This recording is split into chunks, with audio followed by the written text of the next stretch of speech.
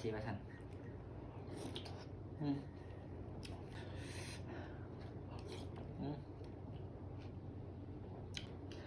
มันส่วนสบายดีพี่น้องป้องกายมาวันนี้พามากินก้อยมะข้อพี่น้องนี่แต่มะข้อมาสดๆพี่น้องสิพามากินก้อยเด้อมื้อนี้นะกินส้มวันนี้ไม่ได้กินข้าวเด้อมีกินกับแจ่วปลาแดกตวงๆพี่น้องเฮ็ดมาสดๆขออนุญาตปวดแจ่วสิถอดกระเสียดายนะยันกินบ่เบิดไว้กินมื้อหน้าอีกพี่น้องมาเข้าก้อยกันแป๊บนึงแป๊บนึงเด้อขอเสร็จก่อนยันมันเหี่ยเสียดายนะกินบ่เบิดก็ไว้กินหลายมื้อเนาะมื้อหน้าก็ก้อยใหม่นะได้บางๆก็กินบางๆพี่น้อง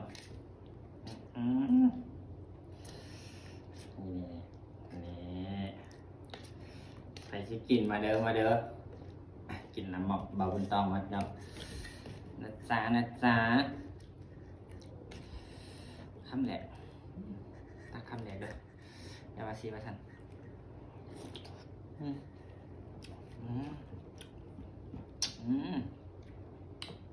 ครับ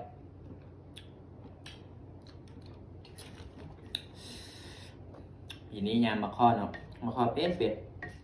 คันบ่กินกับบ่คือปีละเทื่อเนาะฮอนยามมันเขาก็ต้องกินสินะเนี่ย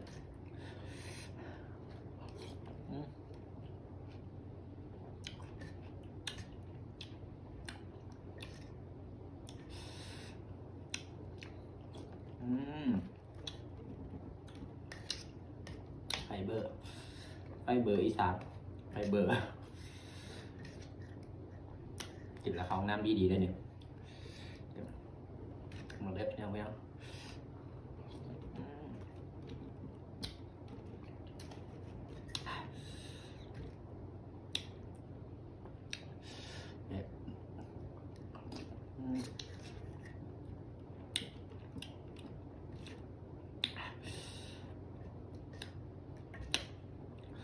ตอนเที่ยงร้านกินข้าวแซ่บ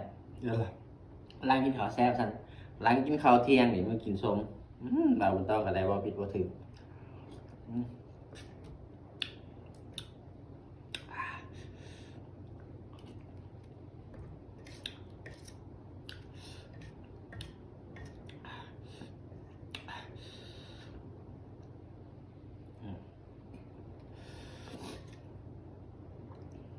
เลย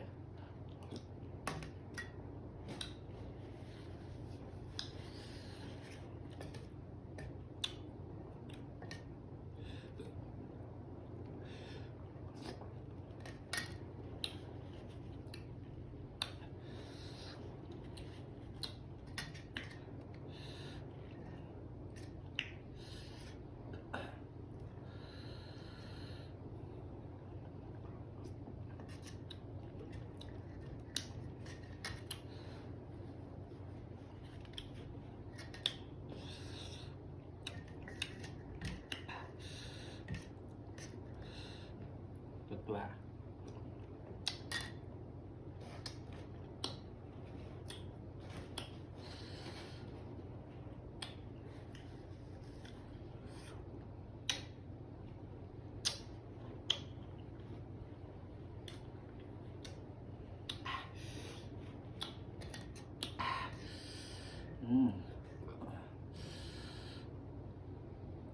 สมสะใจ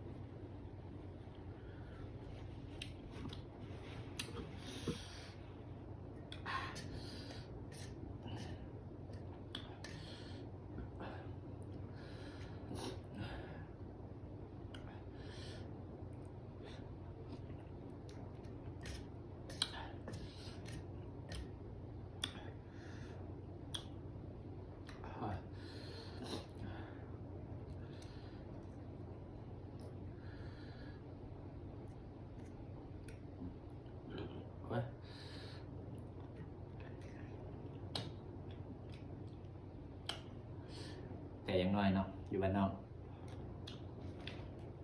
กบมาข้อสูงจำได้กับปีเข้ามายาก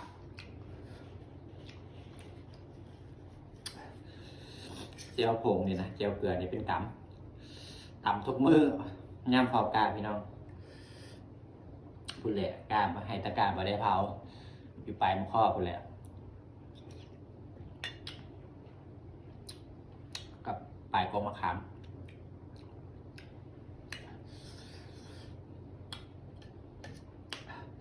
คักขึ้นยังแต่ว่าคู่มือนี้มาขอเป็นเงินพระเจ้าหวงสมัยตะกี้นะสับที่กินสมัยคู่มือนี่ขั้นบ่ได้ซื้อกับบ่ได้กิน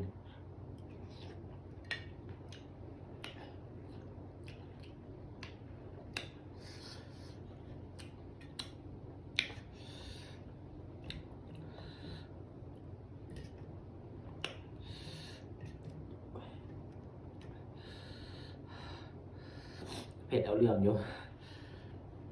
เป็นปัสสิบเผ็ด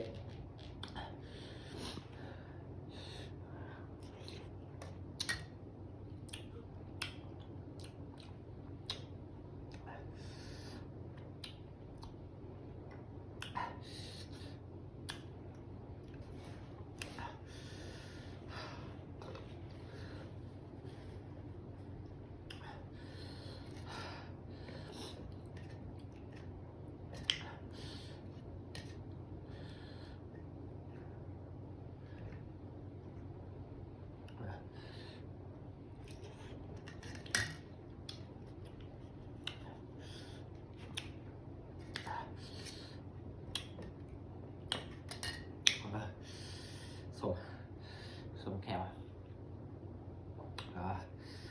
เฮ้ย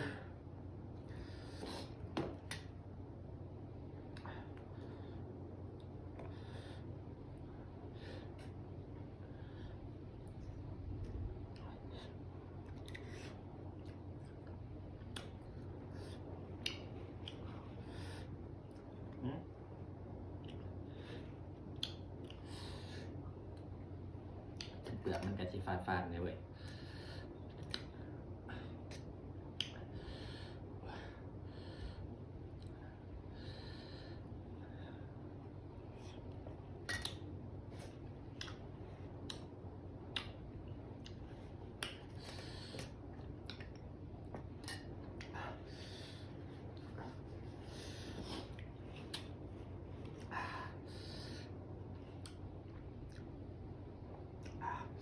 เผ็ดอ่ะ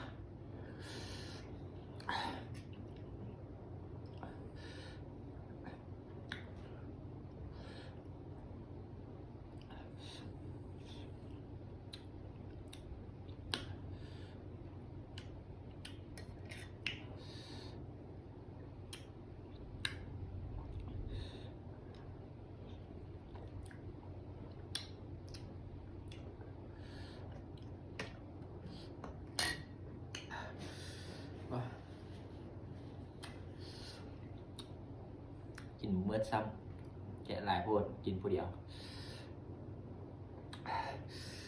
ตอนอยากนะอยากแค่อยากว่าก็แค่กินแล้วก็กินไปได้นึงแล้วก็เท่าอยากคลิปนี้ก็จะได้จบลงสำนีเด้อพี่น้องคลิปหน้าพอกันไหมคลิปนี้บ่ต้องไปก่อนมันสวนสบายดี